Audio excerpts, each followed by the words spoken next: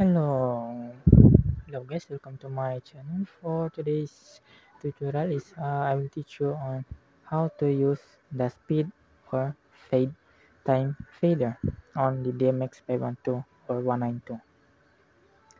We all know that this speed or this fader is used on chase. So let's open a chase. There. Now it's on chase. This speed is for if you want to make the chase step faster, change the step faster. If you want to make it faster, is we need to make it fast. If you want to make it slow, just slow it down. There. This fade time is this when we want to make the chase change smoother.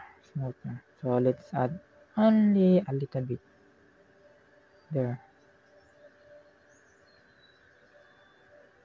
Now it change smooth, slowly change. So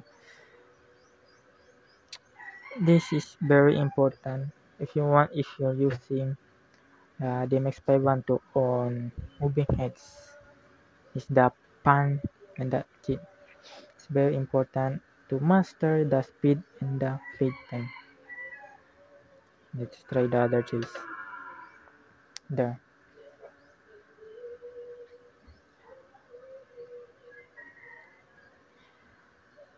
See, this controller is very basic to use and easy for beginners.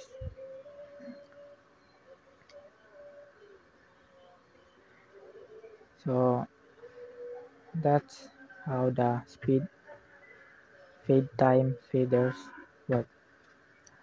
Thank you very much for watching and see you on the other videos.